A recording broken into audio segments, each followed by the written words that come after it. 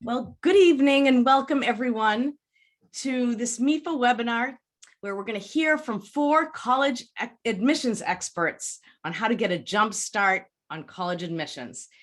And it seems like this is a very popular topic tonight. We have a lot of people joining this webinar and we're so happy because we have a really terrific panel for you. And I will introduce them in a moment and they'll tell you more about themselves. But first, I'll let you know that my name is 𝘑𝘶𝘮𝘱 and I am the Director of College Planning, Education, and Training at MEFA. And I will be your host. And I am joined by my colleague, Jennifer Bento-Pinion, who is the Director of MEFA Pathway.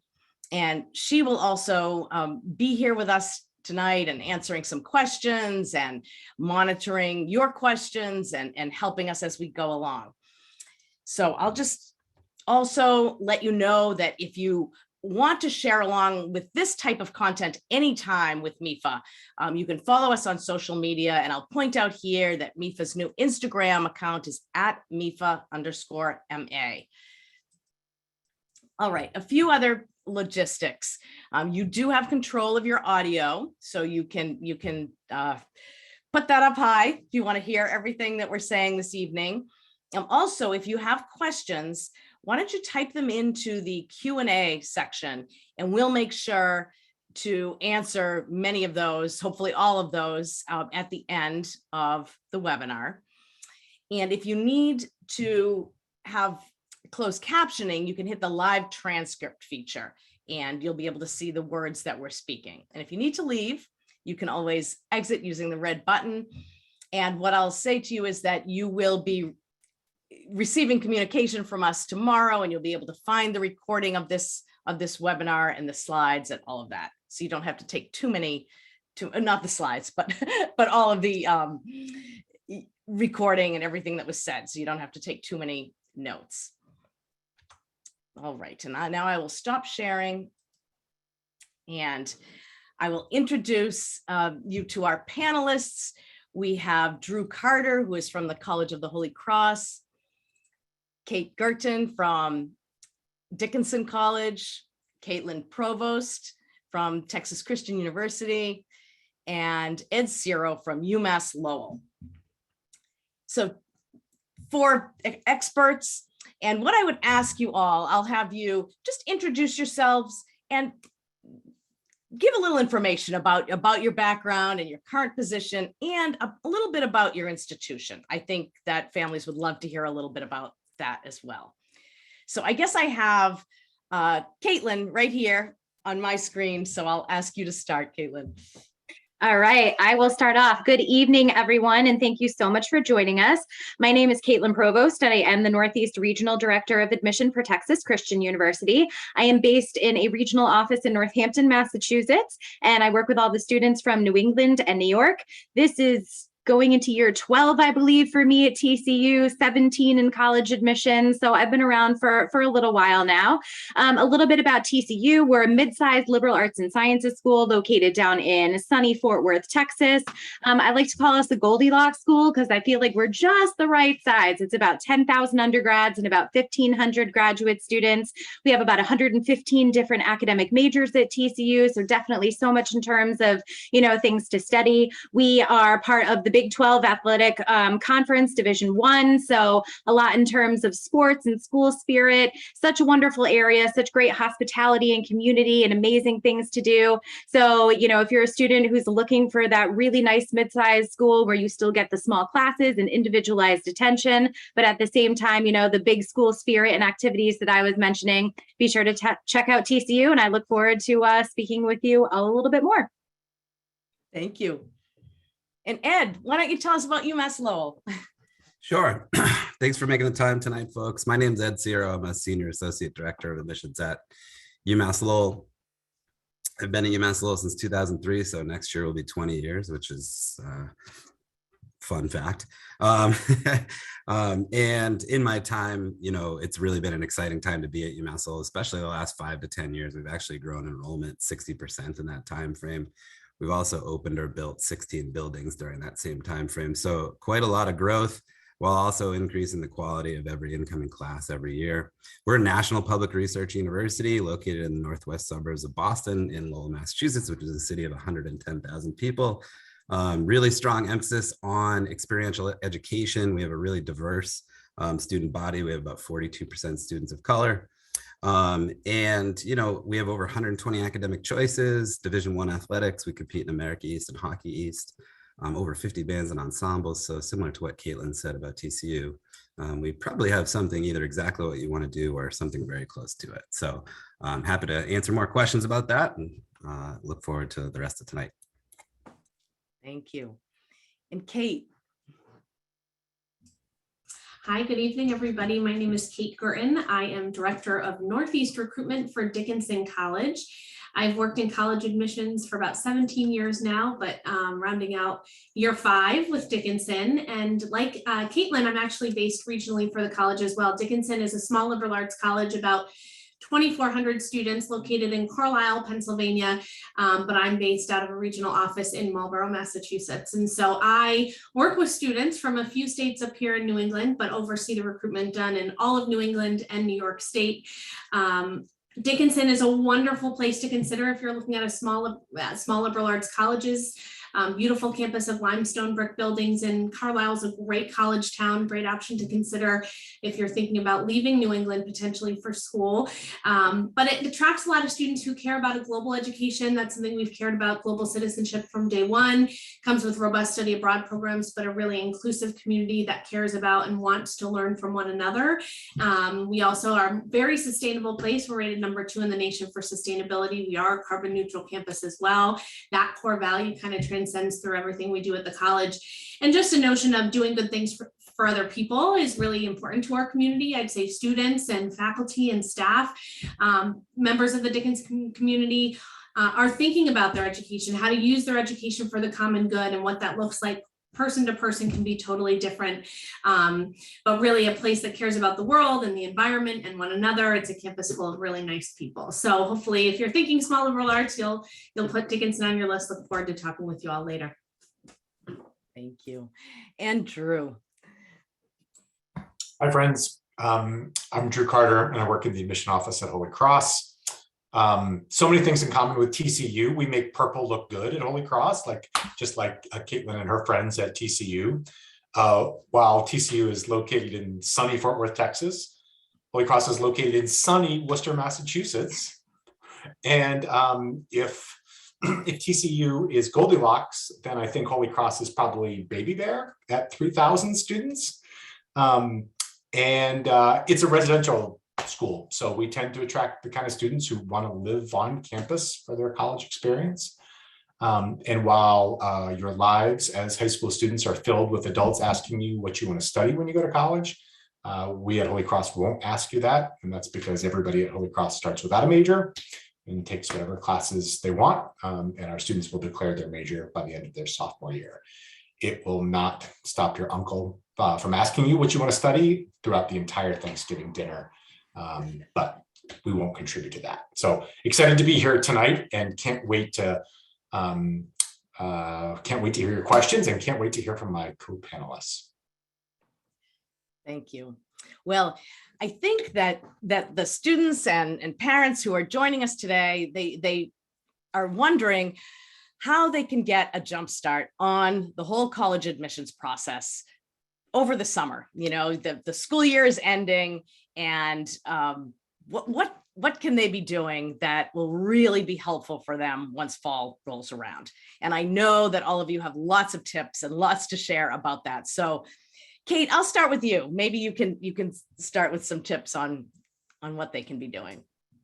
Sure.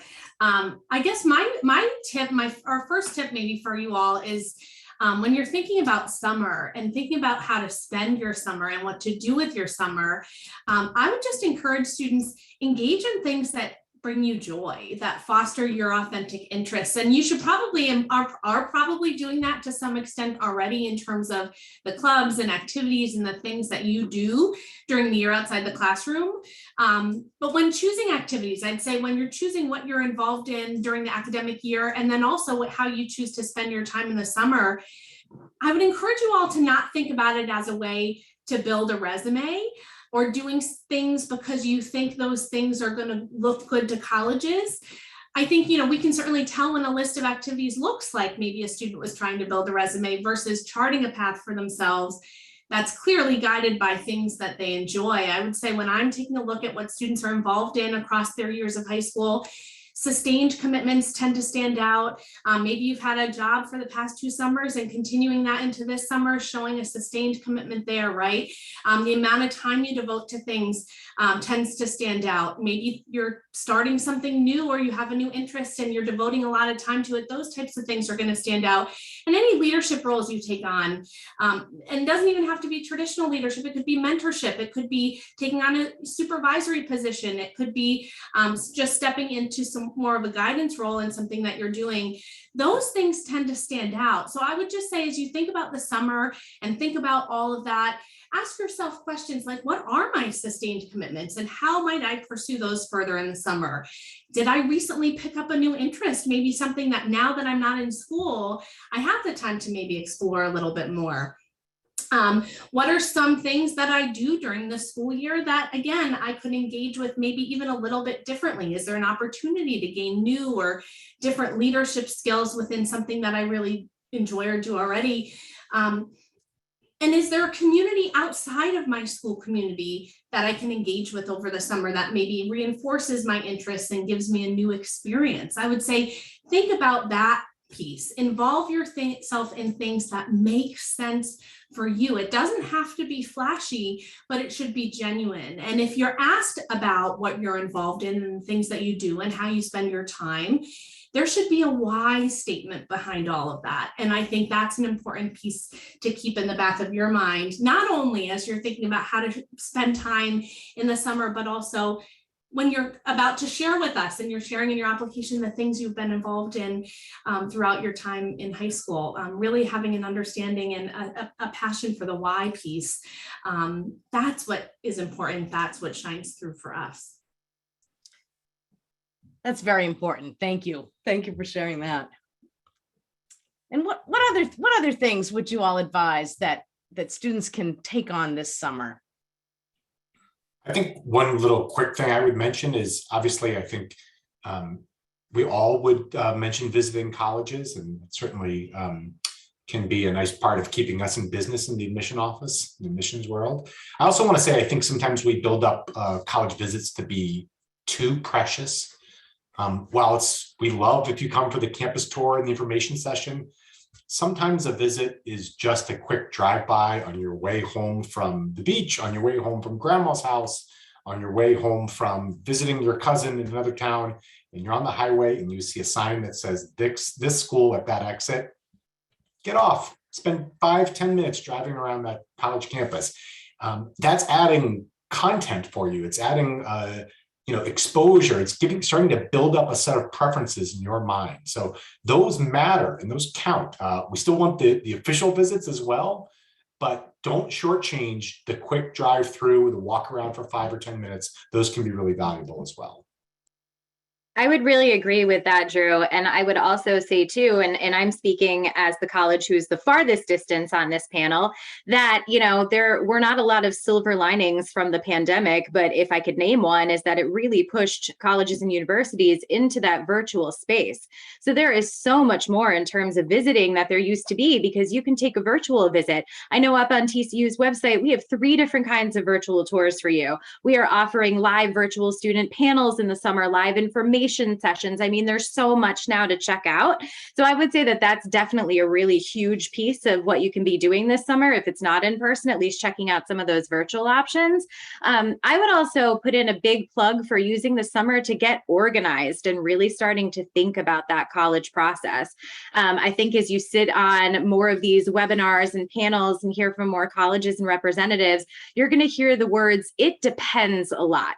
And the reason why you're going to hear those words is because every every single school handles their admission process a little bit differently and has all of the different deadlines and all of the different applications. So a great way to keep track of all that and to start in the summer is to make a simple Excel sheet or a Word document that says, okay, I've got Holy Cross in this, column. This is the application they take. These are the deadlines. This is the scholarship process.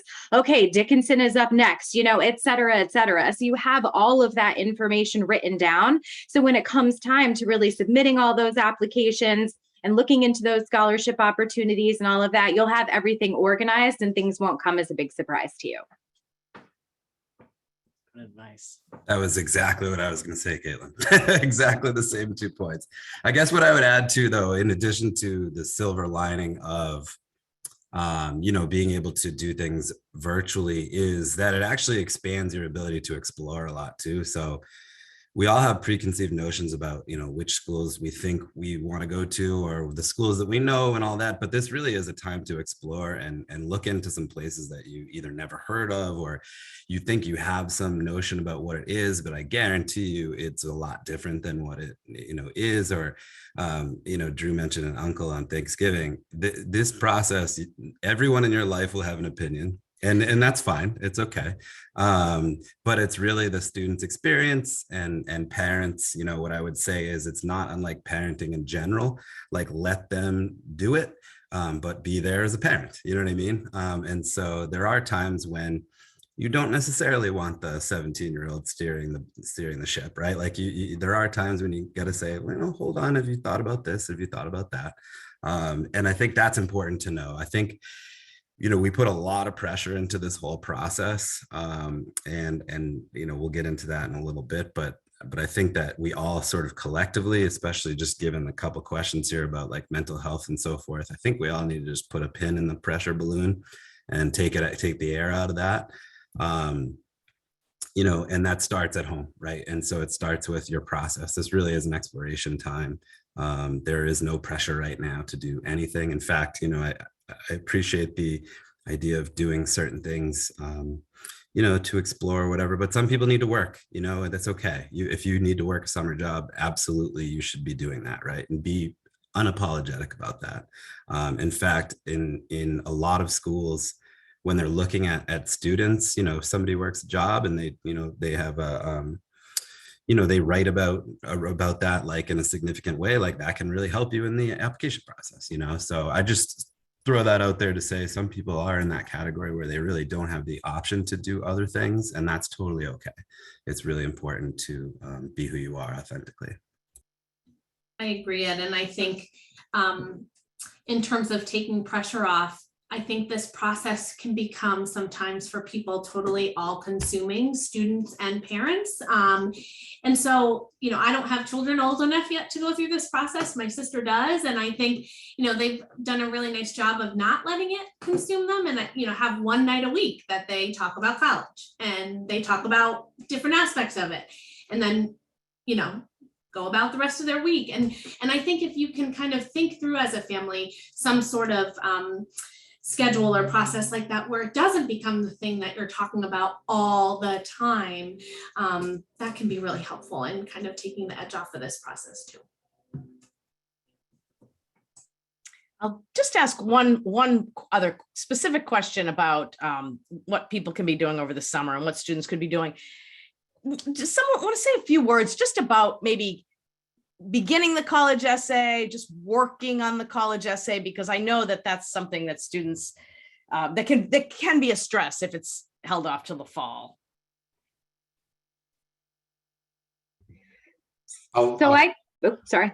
I was going to say, I want to hear what Caitlin has to say. That's what I was going to say. Well, I mean, good, because, okay. So, and just to, before I get into that, I will say that planning over the summer and starting the college essay and looking into different supplement questions of colleges you're sure you're going to apply to, that is definitely a good use of your time. However, I would also caution folks that like when you look at TCU's website right now, for example, the information about our essay questions and supplement questions are from the application process from this previous year, because applications for a lot of schools tend not to open until August 1st. 1st. That's when the common application opens. So if you're thinking about doing some of this work ahead of time, just be aware that it might be smart to look on a website, found who your admission counselor is, and reach out to them and say, hey, are these questions going to be the same for next year? I literally got 2 of those emails today and had to tell folks, hey, I'm really psyched that you're looking to do this early, but hold off just a little bit because we may be making some changes.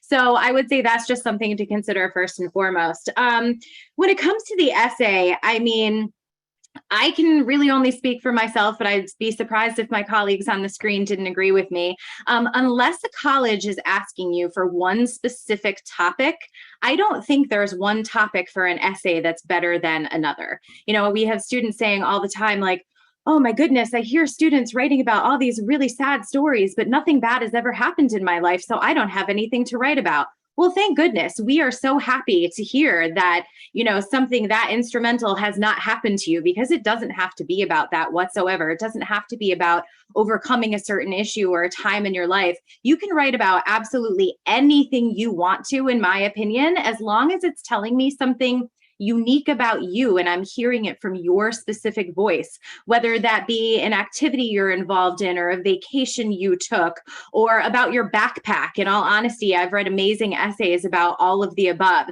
So please don't feel like you have to write about tearing your ACL or, you know, not making captain of the hockey team. If you feel like that is a story that defines you, sure, feel free to write about it. But again, it doesn't have to be that big overcoming struggle topic. And I'm sure my colleagues can all speak to different parts of the essay as well, but I'll stick there for now. Yeah, I'll just chime in, Caitlin, that I think, again, I hear that too, where students are like, but I just don't know what to write about. We want to learn something about you. At the end of the day, that's what the essay is about, is to give us another window into you. And so I think a really important question to ask yourself almost at every phase of writing your college essay is, what do I want the reader to know about me? Ask yourself that question as you're brainstorming and making lists and drafting. Ask yourself that question after you've written a full first draft and hand it to someone and have them read it and say, what did you learn about me? And their answer to that question should be exactly what you hope it would be and what you're aiming for it to be, because we should read an essay and at the end of it have something that concrete that we've learned about you. So even if you're choosing to write about an experience in your life or a person who's been impactful in your life, ultimately it should come down to something that we're learning about you. So that's my piece of advice as you're kind of starting to draft that essay this summer. That's great. I think the only thing I would add to those great comments is something about us. One thing to do this summer with regards to the essay is listen to admissions people when they talk about the essay. It is, we tend to talk a lot about it, not because it's the most important part of your application, because it's not, but it's because it's our favorite part of the application. It can be really stress-inducing to write an essay for a stranger, which is kind of what you're doing in the application.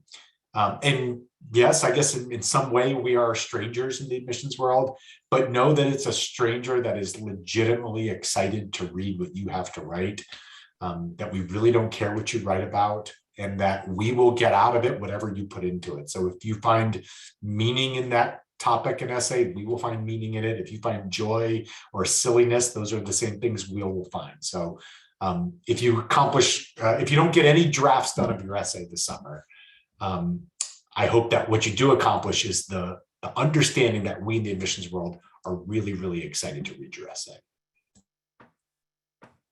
Just to add to that, I think it's helpful at times well, what I always talk to about students, I do a lot of essay workshops. Sometimes you do one and you review it and you're like, this is the first crack, right? This wasn't what you really wanted to say, is it? And they're like, no, not really.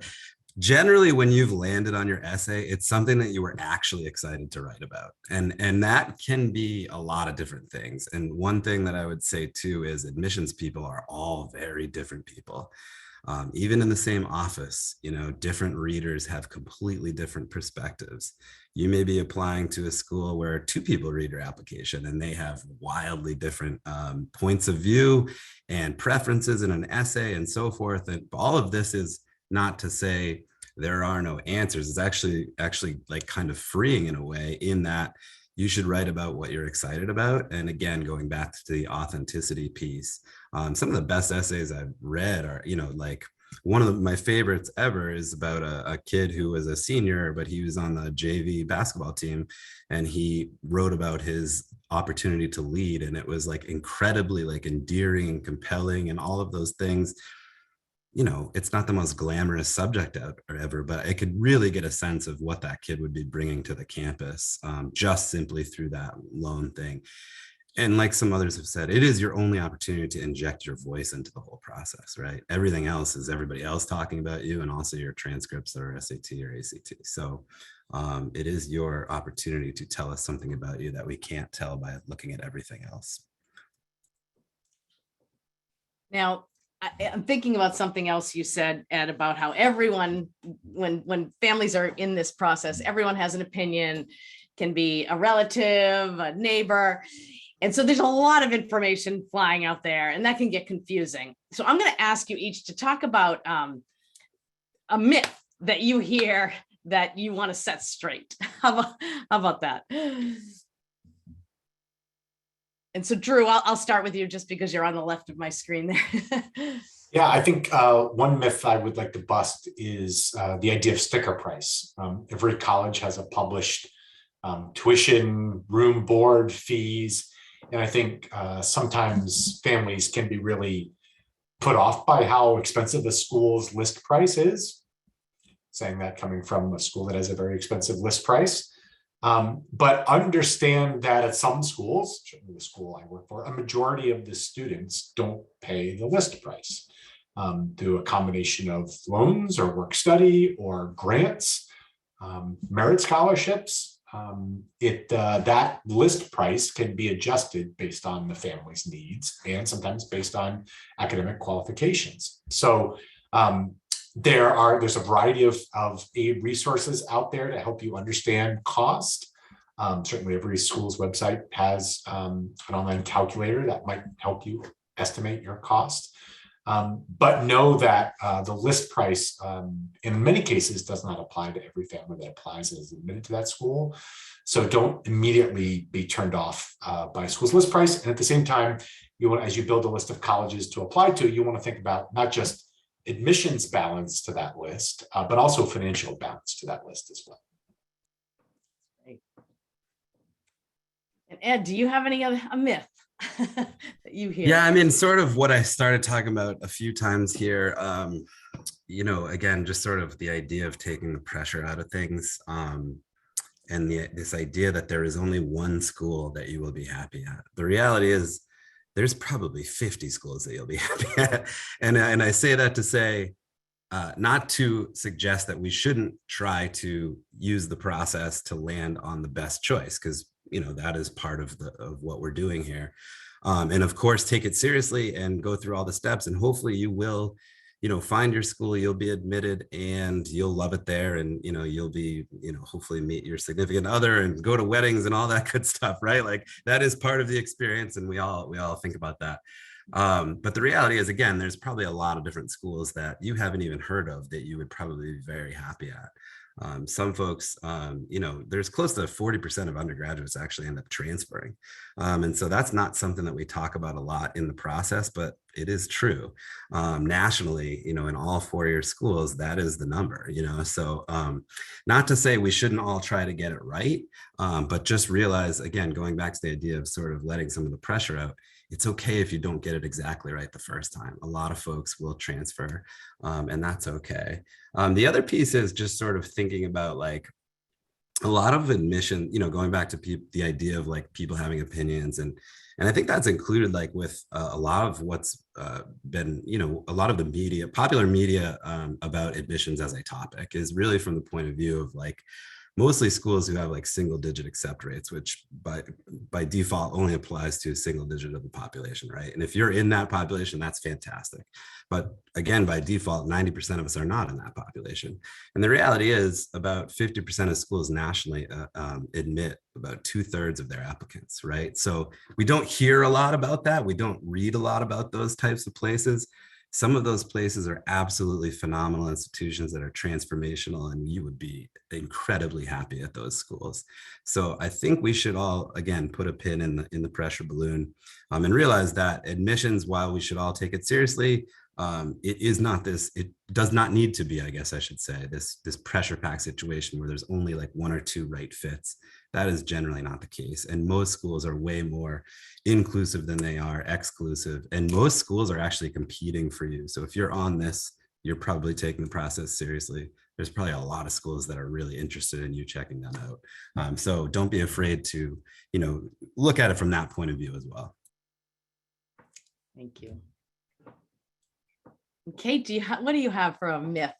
Yeah, I think one myth out there is that we admissions folks, admissions counselors, admissions professionals are gatekeepers, and I want to squash that. I would say it's the opposite. We are here working in this profession because I think I speak for all of us, maybe all people out there, that we love this work because we love working with students and we love getting to know you.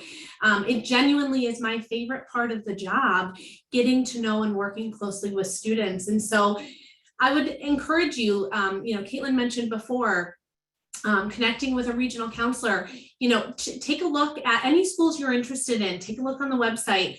You should be able to find out pretty quickly who the admissions staff person is that works with your school, and or head to your guidance office, meet with your college counselor, and they may be able to help you navigate that. Reach out, send an email, connect with us. I think we are here to be connectors for you in this process, here to be a resource for you in this process, here to be an advocate for you in this process. And the more we know about you, the better we can do that.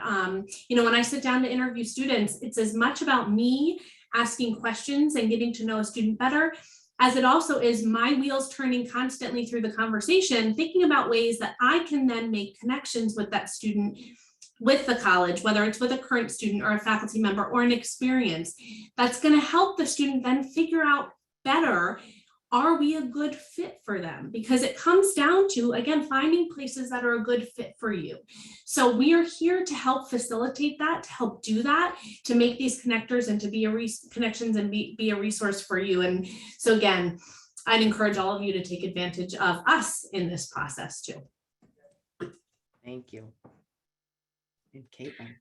And I guess I've got a bit of a two-parter, but before I do that, I did want to acknowledge something. Many folks on this webinar are probably not familiar with TCU, so if you're wondering what that really odd statue is behind me, that is the horned frog. That is our mascot. So just an FYI, I realized this about 10 minutes ago.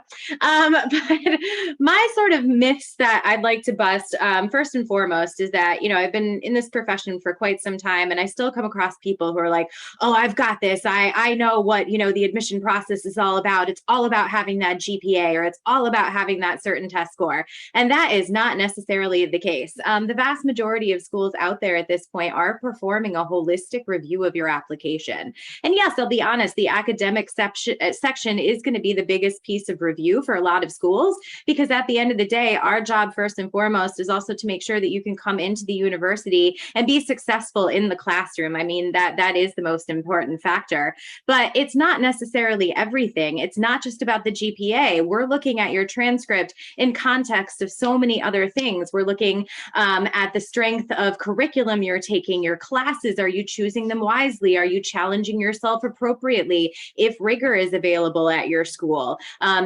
grade trends, is there a steady grade trend? Is it upward? Is it downward? What's going on there? We're looking at all of this. So many schools out there are test optional at this point too, test blind. You don't necessarily have to be applying to schools with standardized test scores. And then outside of that too, we really want to get to know you as an applicant. So we're looking at the essay that we get so excited to read that we've talked a bit about now. We're looking at the supplement answers on the application, trying to figure out why are you really interested in our school and what are you going to bring to us. We're looking at your activities list in your resume. Have you gotten the opportunity to have a leadership position, or are you that student who's working 25, 30 hours a week? What are you involved in? What are you passionate about? There's no one activity that's better than another. We just really want to get to know you. Those recommendations are are super important, because the counselors can speak to, you know, what you've put into this process, who you are maybe inside and outside of the classroom, teachers that can speak to your effort level and, you know, how you handle things when the tough gets going.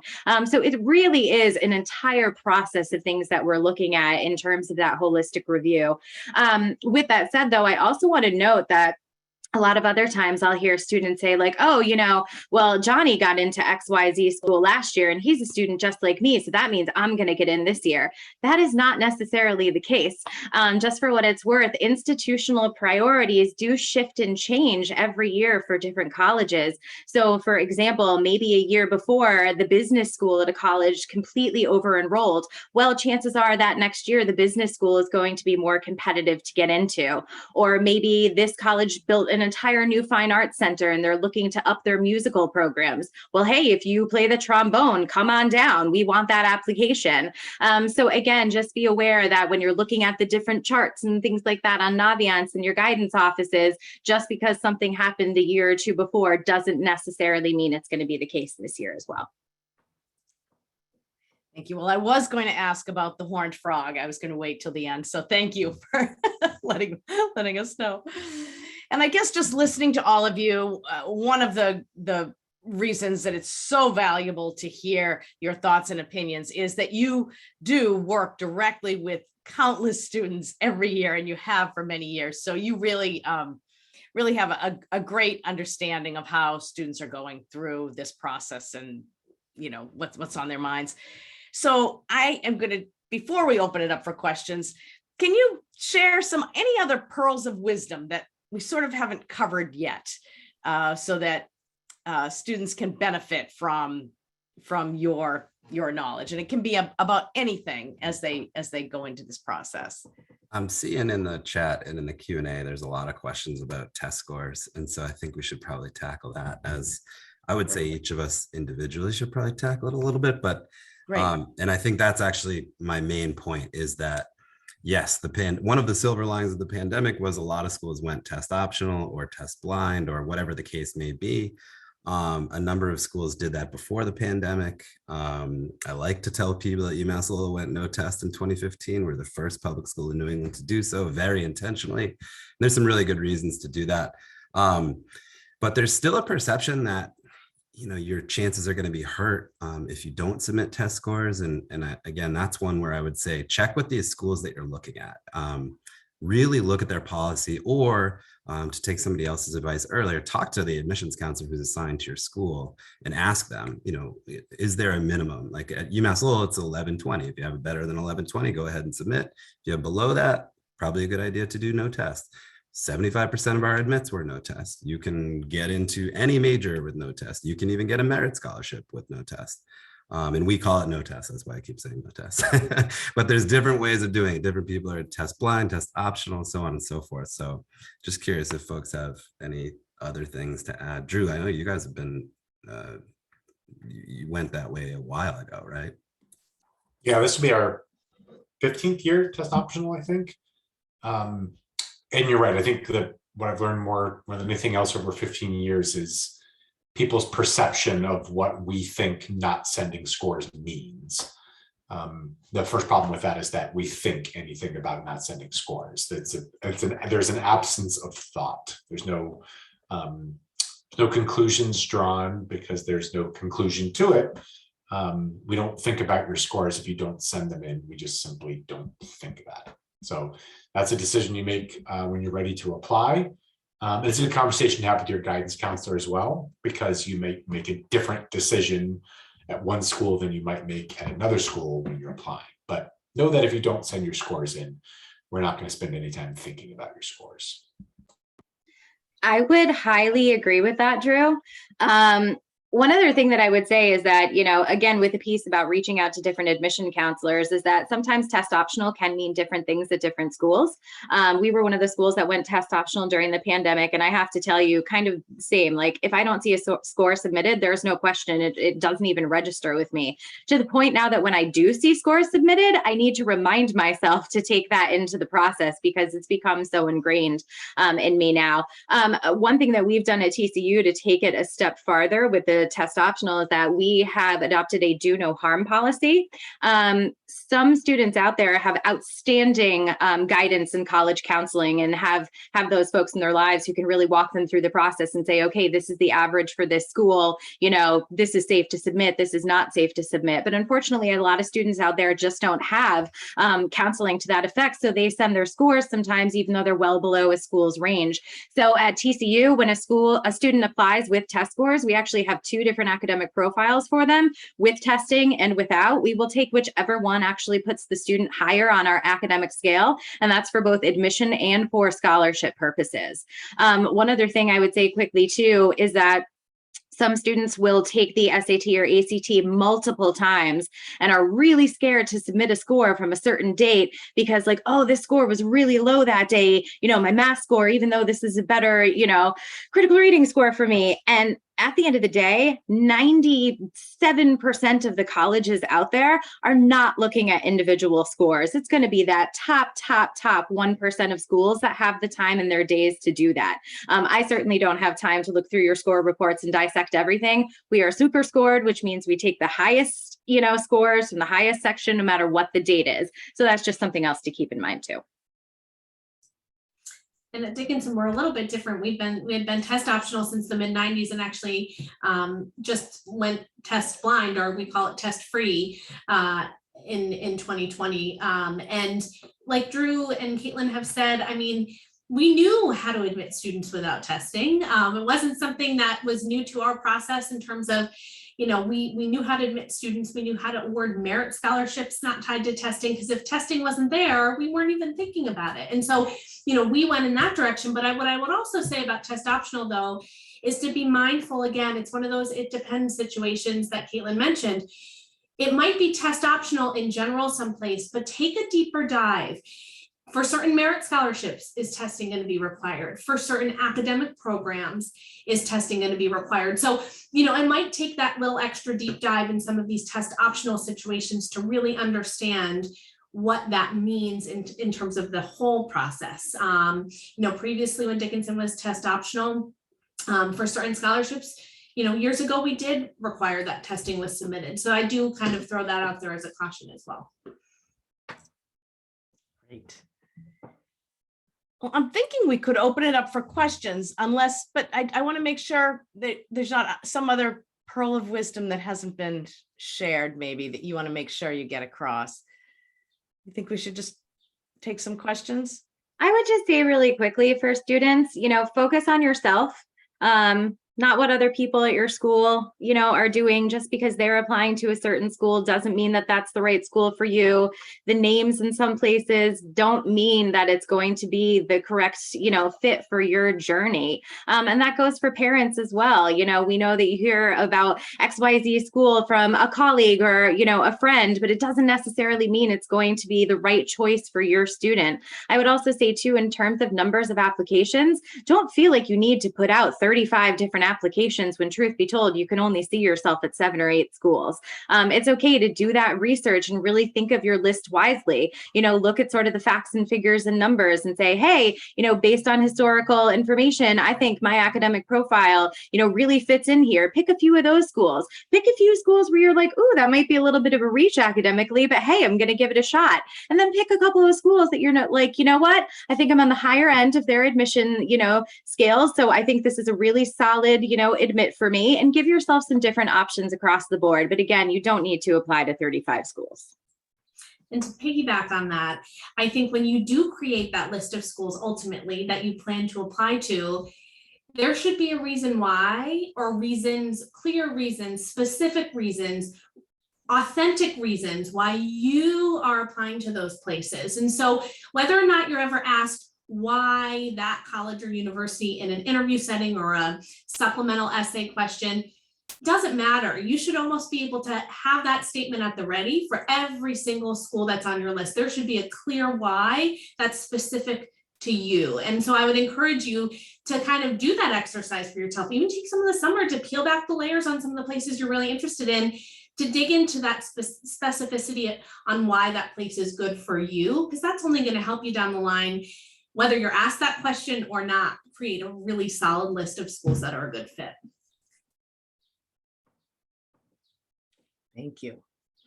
I do see a question that someone asked about where is the best place to get information on college financing and how to use college savings plans like 529 plans. So I will just quickly say that, you know, my biased view, but I do believe it's true, is MEFA has so many resources about college financing. So please come to our other webinars, to our website, and we have information on anything. And you can always call us or email us with any college financing questions, paying the college bill, applying for financial aid, scholarships, all of that.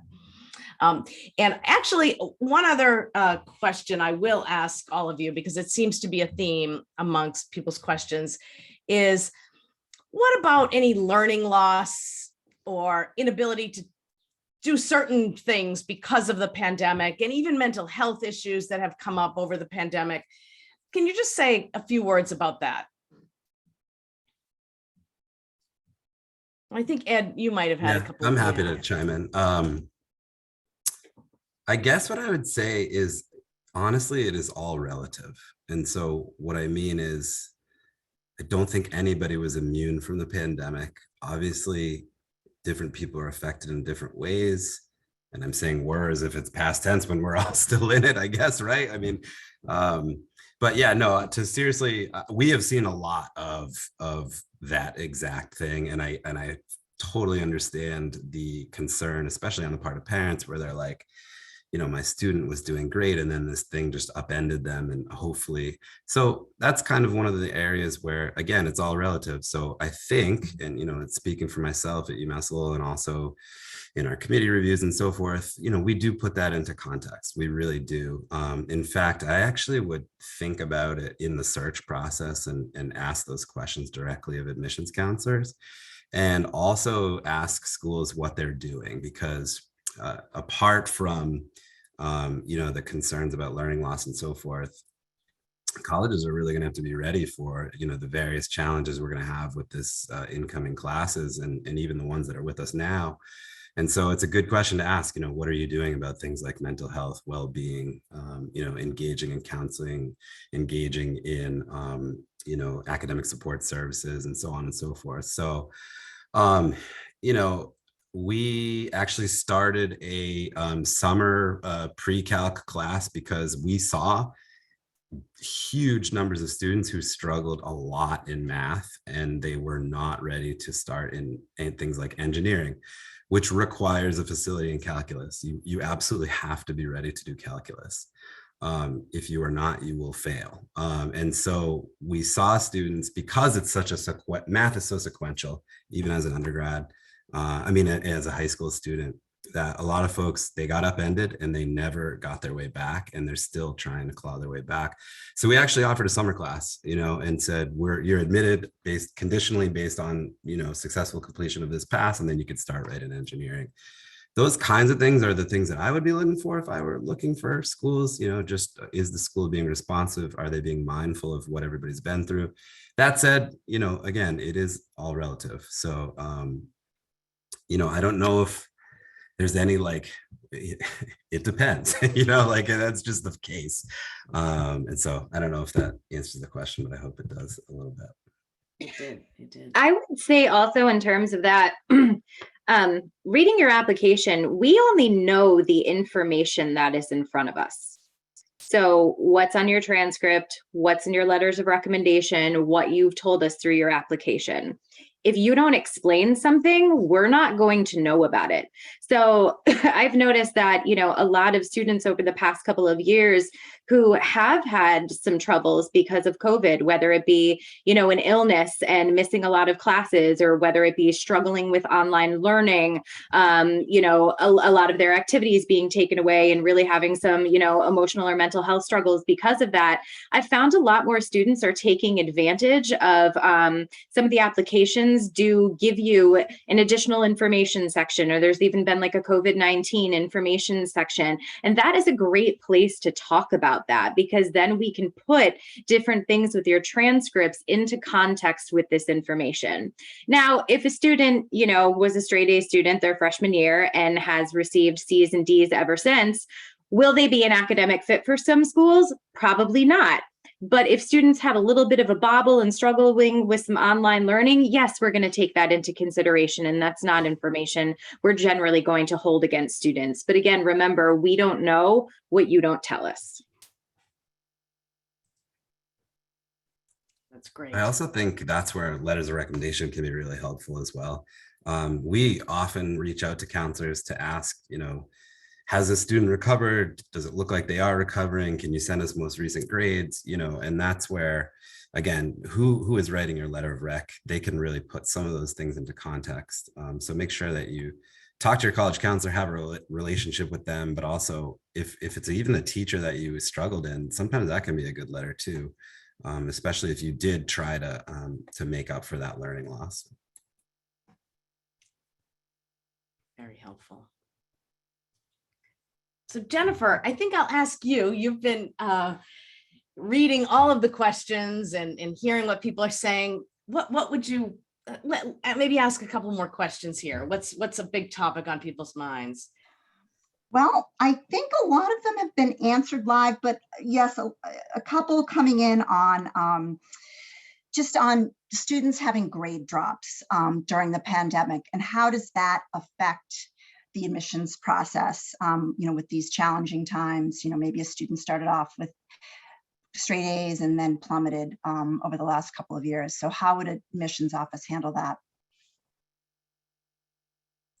It's funny, I think, we've always had to maintain perspective when reading an application during a particular cycle. I can think back years ago, and it was like, the California wildfires. We had to keep that in perspective when reading those applications, and the earthquake in Puerto Rico. We had to adjust our thinking for those transcripts. But COVID, it's a permanent adjustment that we have to make. It's global. It's not region by region. It's not school by school. So, and it's also affecting our lives as well. So understand that that's how all of us have adjusted how we understand everything, from doing webinars, this is an adjustment, to the way we read transcripts. And it's just it's how we adjust. Context is always the most important thing we establish before we read a transcript. And it's a given now that COVID has had an impact worldwide. And so that we bring that understanding when we read a student's transcript.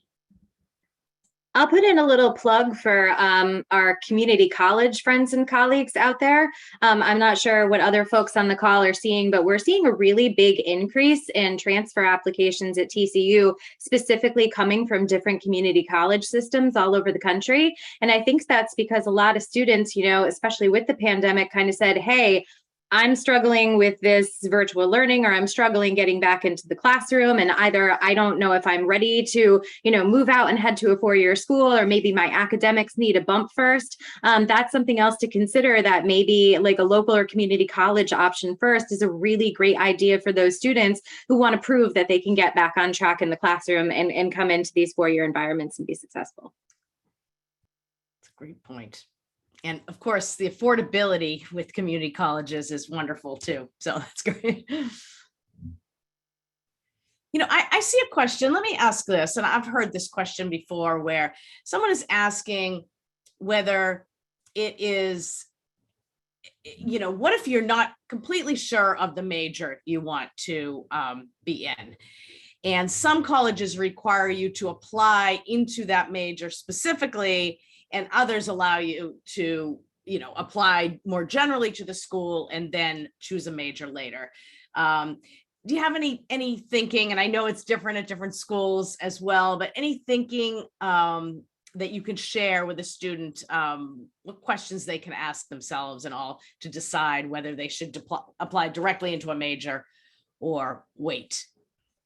Yeah, I would just say, again, I think either direction you go, students change their minds, and that happens, right? And I would just say, whether you are laser focused on what you think you want to do now, or if you're coming in completely undecided, I think really important when you build your list of schools that there is enough offered at each one of those places that interests you, that if one path and one thing you might think you want to do doesn't end up being what you want to do, that there's enough else academically that interests you. And I would say that about the community too. Make sure, you know, when you're thinking about that community and that social fit, that there's enough there that, you know, what you may be interested in made you in high school, thoughts might change. And so think about, you know, make sure there's kind of that broad breadth there, and say in both areas, that if you change your mind or gain a new interest, that there's enough flexibility.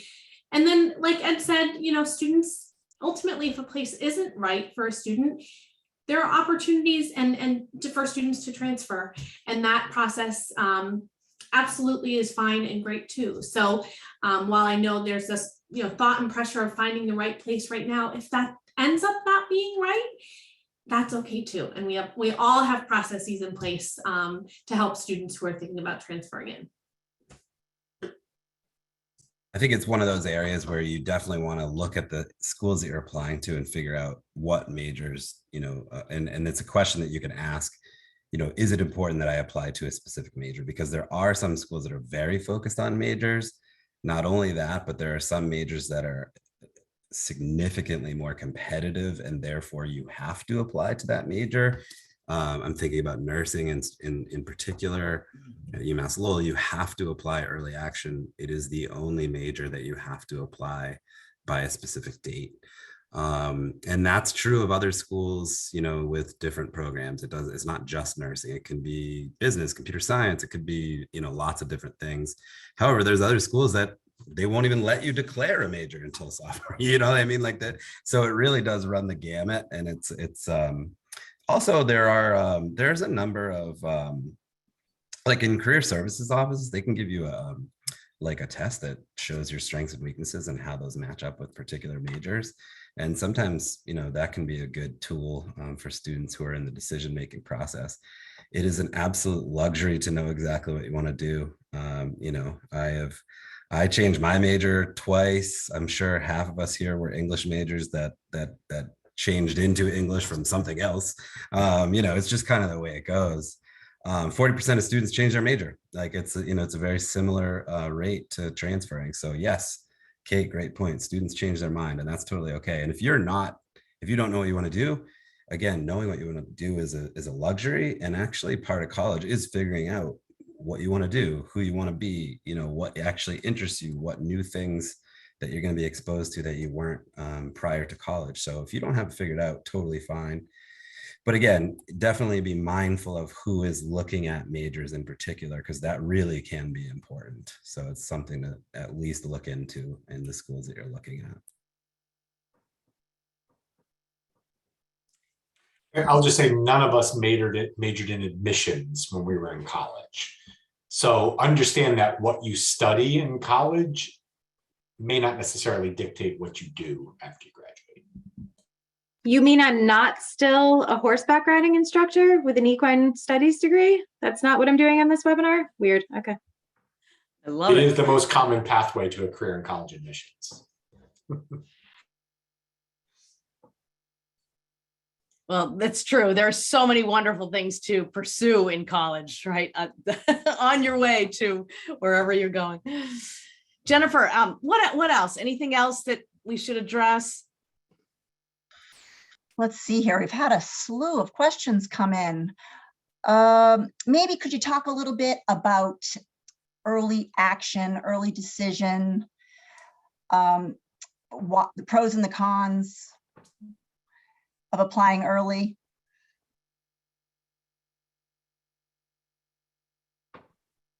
This is going to be one of those questions, and I've been trying to keep up with the Q&A box too, and there's been so many different things that have come through, and the answer is going to be it depends, because every single school has a different process. Some schools are rolling admissions all the way through the process. Some schools have early decision, which is binding. Some have early decision 2, which is also binding, but a later date. Some schools have early action. Some schools have restrictive early action. Some schools have regular decision. I mean, the list goes on and on and on.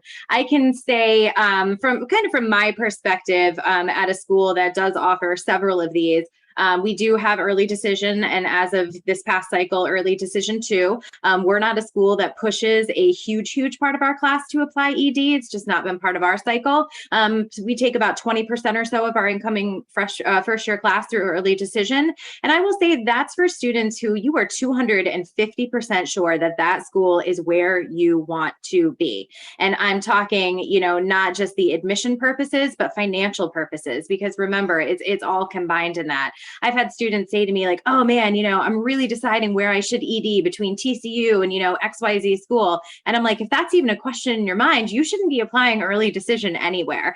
Early action, I think, is probably the most popular application round out there for the schools who have it, because you're getting the process done early, you're getting your response back early, but at the same time, it's not a binding decision. So you still have time to compare and contrast scholarship offers, financial aid packages, et cetera.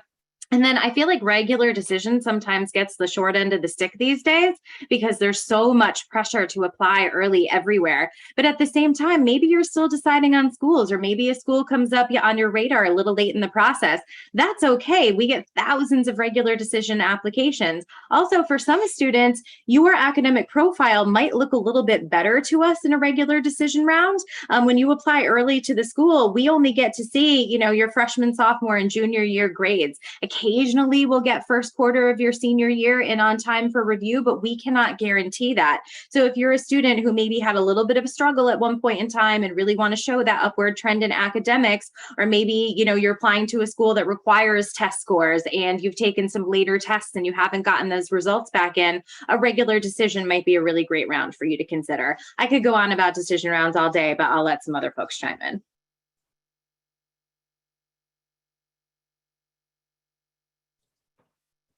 Thank you. Can I ask maybe just a quick couple of words about how a student with a learning disability might be able to navigate that when looking at schools, what questions to ask, how to figure out what might be a good fit there. When I talked before about I'm here as a resource and a connector, and all of those things as students are identifying fit with the college, certainly, and a lot. I'm connecting with students with folks in our access services department. I think for someone who has a learning difference, if there are accommodations you have or certain support that you need, that's a huge decision-making factor as you're identifying a school that's a good fit for you. Do these schools that you're looking at, are they going to provide you with what you need in terms of that piece and have what you need in order to be successful? And so again, that's a connection I make often is with folks in that office to talk through those things. I think, again, as mentioned before, there should never be an opportunity or a moment in the application where we're sitting there thinking to ourselves, I wonder what happened here, or I wonder why this or that. I think if you're taking a look at what you're submitting to us and there's ever, whether it's around a learning difference or something else, if there's something out there that you feel like your application is not complete without us knowing about, again, as advocates for you in this process, the more we know about you, the better we can advocate for you in this process. So use those pieces of the application, the additional information sections, an interview setting if a school offers that. Interviews won't be offered everywhere. And again, it depends situation, whether they're required or not, or how they're used. But again, another way to bring your voice into a process if it is offered, in terms of getting to know you and how you thrive and how you're successful. All of that can be really important, but no, use us as, again, connectors and resources to spaces and places and people on the campus that are going to be able to help you figure out, is this a good academic fit for me? Is this a good social fit for me? Is this a good financial fit for me? I mean, all of those cases, there's a whole lot of layers to fit. And that's just one of them. I think too, sometimes students will add some of this information into their application. A lot of times in that additional information section, it's certainly not required that you disclose this information to us. And if you submit, a 504 IEP, I don't look at that information. I can't do that. But like one thing that I'll bring as a certain example is TCU for required classes, we do require at least 2 years of a foreign language when applying to the university. But there are some students out there with certain, learning differences or processing disorders that, they'll have a language waiver from their school. So we'll open up a transcript and, see no foreign language. If I don't know about that language waiver, I'm going to put that kind of as a 0 on my check mark for a strength of curriculum. So again, some of that information, especially if it's something that a school requires for admission, it's helpful if we have that information, because I'll tell you right now, if a student has a language waiver, I will not hold that against a student in an application process whatsoever.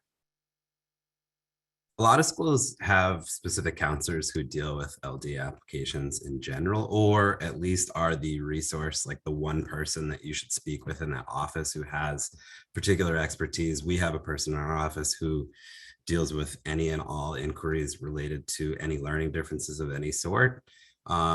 It really depends. It depends on like what school you're interested in. Different schools do LD differently. Some schools have like significant support. Some schools have almost none. I would say though that every year it becomes more and more common. I think, especially as, the years go by, there's almost no stigma at all anymore.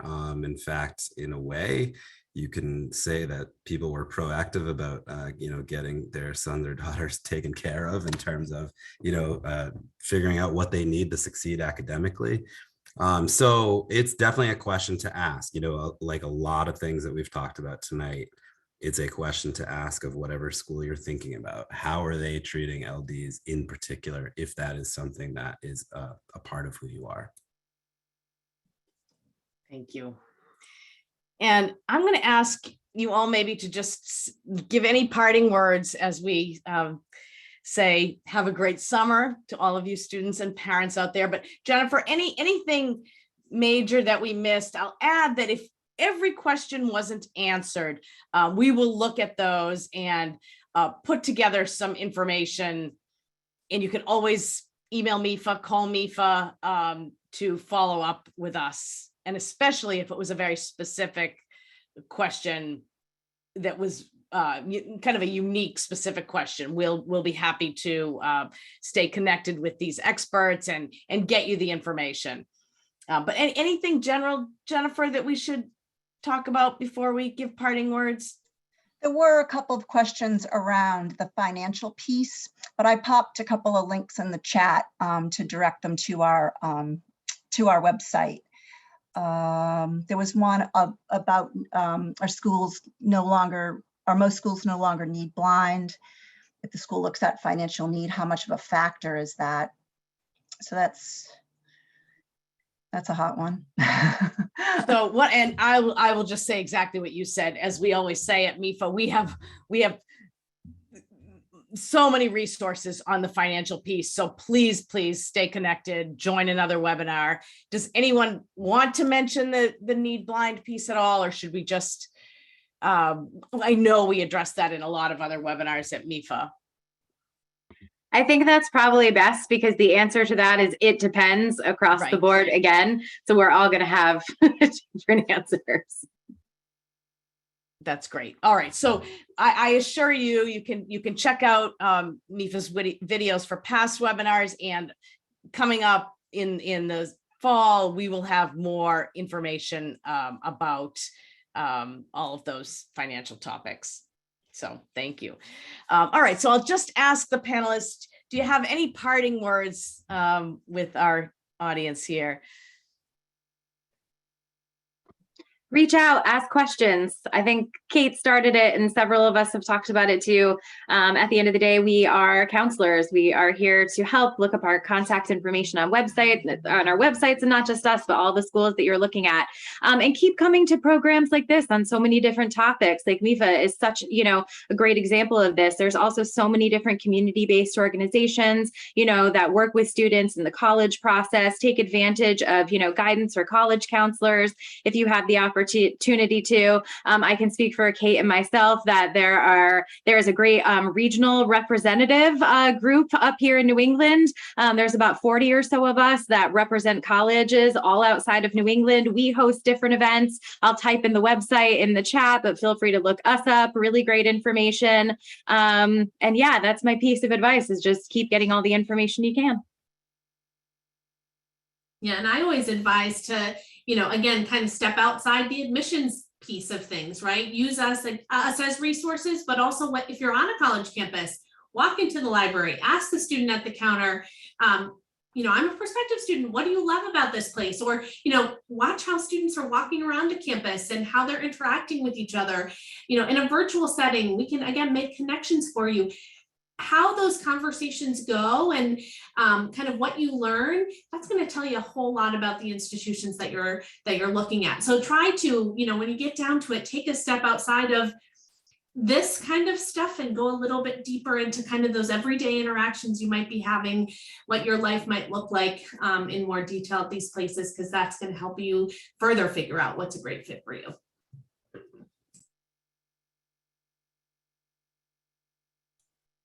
I guess I would just say you're off to a great start. If you're participating in something like this, it is a tangible first step. If it is your first step, it also indicates to me some evidence that you're at least conscious of MEFA, which is a good thing as well. So you're already thinking in that way. So, I don't think if what I led off with, and what I'm going to end with here is any surprise, but again, you're already off to a good start. Take it seriously, take your time, make decisions based on logical things. Again, everybody in your life is going to have an opinion. That's okay. At the end of the day, it's what the student and the parents who are helping make that decision want to do. And that's what the focus should be on more than anything else. And I think I'll just close with a word for parents, because this is likely a lot of parents here tonight. Parents often get frustrated because their high school juniors or sophomores don't want to have conversations with them about college. And it's because you're asking too many questions. You're asking them questions about their preferences for an experience that they've not yet had. So hold off on the questions early on in the timeline, like particularly now if you have a sophomore or a junior, and give them exposure. Allow them to build up a set of preferences and a working vocabulary. And you'll save yourself the frustration of them not wanting to participate in the conversation. So hold off on the questions, ramp up on the exposure, and save the questions for later. Thank you. Well, thank you to all our panelists. Jennifer, thank you. And thank you to everyone who participated, and have a wonderful summer, and do stay in touch. And I see a lot of links in the chat and emails, so you have a lot of places to follow up, and we will see you again. Thank you all. Thank you.